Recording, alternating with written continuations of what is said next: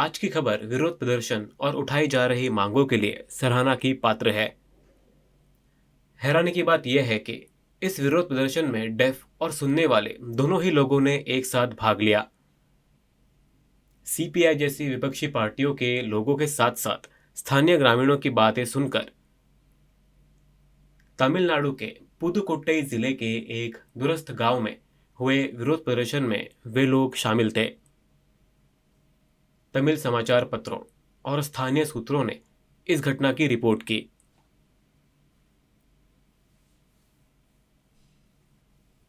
Def लड़की की मां और भाई ने अपनी अपनी कहानियां साझा की, लेकिन खबरों के अनुसार कई विवरण अलग अलग थे। मुख्य आरोप बलात्कार का है, जो इस घटना को बेहद चौंकाने वाला बनाता है। इस मामले को तमिलनाडु के दूर दराज के इलाकों में रहने वाले डेफ समुदायों के संगठनों के साथ सक्रिय रूप से काम करने वाले जाने माने शिवा कुमार के साथ साझा किया गया। उन्होंने मुझे ये कहानी सुनाई और अब हम आईसीएच न्यूज़ के माध्यम से इसकी रिपोर्टिंग कर रहे हैं। चलिए मैं आपको बताता हूँ कि क्या हुआ। ये घटना वाकई दिल दहला देने वाली है। 17 मई 2026 को एक डेफ महिला जिसकी उम्र 30 से 35 वर्ष के बीच है, हालांकि उसकी सटीक उम्र के बारे में अलग अलग रिपोर्टें हैं और उसका नाम गुप्त रखा गया है। वो गांव में अपने घर के पास एक चावल कारखाने में काम करती थी।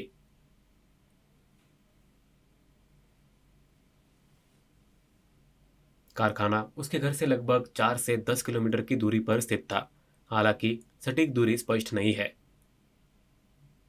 वो बस से काम पर जाती थी। काम खत्म करने के बाद शाम लगभग 6 बजे वो बस स्टॉप पर इंतजार कर रही थी। क्योंकि बसें अनियमित थी, इसलिए उसे कुछ देर इंतजार करना पड़ा। फैक्ट्री मालिक की कार, जिसे ड्राइवर चला रहा था, तभी उसके पास आकर रुक गई।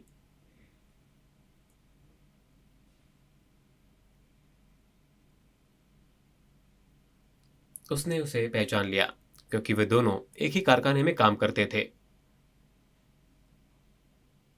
जब उसने पूछा तो उसने कहा कि वो बस का इंतजार कर रही है। तब ड्राइवर ने उसे गाड़ी में बैठने के लिए कहा। ड्राइवर का नाम शेखर है। उसने जोर देकर कहा कि वो उसे घर छोड़ देगा। पहले तो महिला ने कहा कि वो बस का इंतजार करेगी, लेकिन चूंकि वो उसे जानती थी, वो मान गई और कार में बैठ गई। हालांकि मारी मुथु, जो एक लोडर था, पिछली सीट पर बैठा हुआ था। गाड़ी चलाते समय वे अपने सामान्य मार्ग से भटक गए, जिससे महिला असहज महसूस करने लगी। उन्होंने उसे बंधक बनाकर उसके साथ बेरहमी से मारपीट की। सेगर और मरीमुत्थु, जिन्होंने उसके साथ बलात्कार किया था, की उम्र लगभग 53 से 56 वर्ष के बीच है। हालांकि सूत्रों में उनकी उम्र को लेकर मतभेद है, क्योंकि वो महिला डेफ थी और मदद के लिए पुकारने में असमर्थ थी।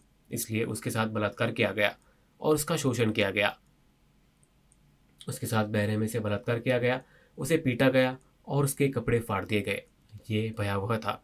यह घटना 17 मई 2026 को घटी। यह हमला पूरी रात जारी रहा। महिला बेहोश हो गई। उसे कैसे खोजा गया? उसकी चिंतित मां ने नियोक्ता को फोन किया, जिसने बताया कि महिला शाम को काम छोड़कर चली गई थी और उसे नहीं पता था कि वो कहाँ है। वो पूरी रात उसका इंतजार कर रही थी। उन्हें कैसे पता चला? सुबह करीब 4 बजे महिला खुद को घसीटती हुई जा रही थी, क्योंकि उसे वे पुरुष छोड़कर भाग गए थे। वो बेहोश हो गई। पड़ोसी उसे देखकर हैरान रह गए और उन्होंने तुरंत पुलिस को बुलाया। एम्बुलेंस मौके पर पहुंची और उसे अस्पताल ले जाया गया। इलाज के दौरान डॉक्टरों ने पुष्टि की कि उसके साथ बेरहमी से बलात्कार किया गया था और उसे शारीरिक रूप से पीटा गया था। इसके बाद उसकी मां को इस बारे में बताया गया और वो सदमे से रह गई। उस डेफ महिला के 5 भाई बहन थे, 4 बहनें और एक भाई। उसके अलावा बाकी सभी भाई बहनों की शादी हो चुकी थी। रुकावट के लिए खेद है। आईपीएल को इंडियन साइन लैंग्वेज इंटरप्रिटेशन के साथ जरूर देखें। इसे शेयर करें।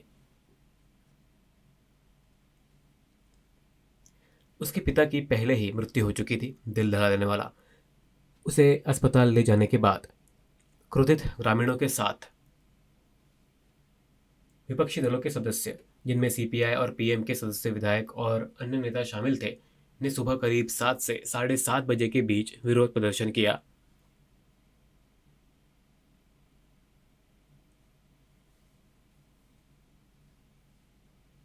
जल्द ही शिवा कुमार को इस घटना के बारे में पता चला।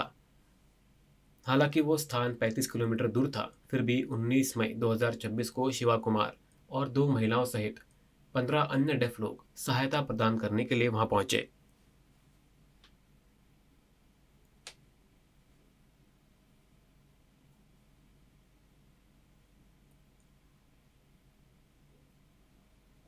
उसकी मां ने साइन लैंग्वेज का प्रयोग करके बताया कि क्या हुआ था।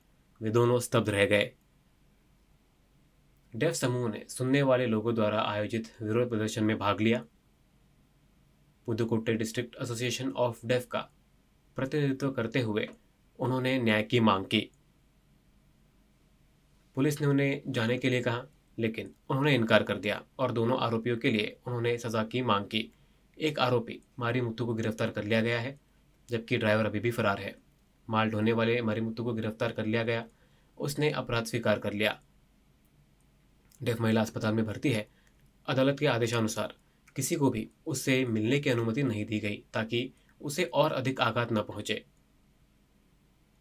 उसकी मां बेकाबू होकर रो रही थी। शिव कुमार ने सजा की मांग की। पुलिस ने सहमति तो जताई, लेकिन मामला अभी भी स्पष्ट नहीं था। प्रदर्शनकारी पूरे दिन वही डटे रहे। उन्होंने ये सुनिश्चित करने के लिए पुलिस रिपोर्ट की एक कॉपी प्राप्त की कि कानूनी आरोप ठीक से दर्ज किए गए हैं। विभिन्न कानूनी प्रावधानों के तहत कठोर दंड लागू होते हैं, जिनका उल्लेख यहाँ किया गया है। चूंकि महिला डेफ थी, इसलिए आरपीडब्ल्यूडी एक्ट 2016 के प्रावधान भी लागू होते हैं। कड़ी सजा की मांग करते हुए शिवा कुमार और विपक्षी दल के सदस्य आईएएस अधिकारी से मिलने के लिए 35 किलोमीटर से अधिक की यात्रा करके पहुंचे।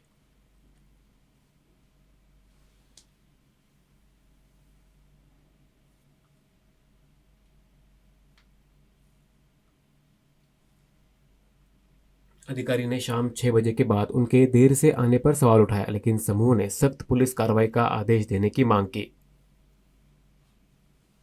उन्होंने मांगों को मान लिया और परिवार को अपना समर्थन दिया, क्योंकि परिवार को बहुत अधिक कष्ट सहना पड़ रहा था। डेफ महिला को सुरक्षा और वित्तीय सहायता प्रदान की जानी चाहिए, जिसमें चिकित्सा मुआवजा, बीमा सहायता और सरकारी नौकरी शामिल है। उसके पिता की मृत्यु के बाद से परिवार को काफ़ी मुश्किलों का सामना करना पड़ रहा है। अधिकारी ने उन्हें आश्वासन दिया।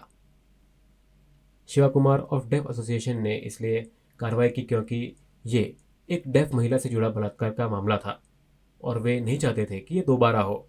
शिवा कुमार ने आईएएस अधिकारी को तमिलनाडु के मुख्यमंत्री सी जोसेफ विजय द्वारा घोषित सिंगा पेन की याद दिलाई। महिलाओं की सुरक्षा के लिए पुलिस बल से अपील की और सवाल उठाया कि गांव में अभी भी ऐसी सुरक्षा क्यों मौजूद नहीं है।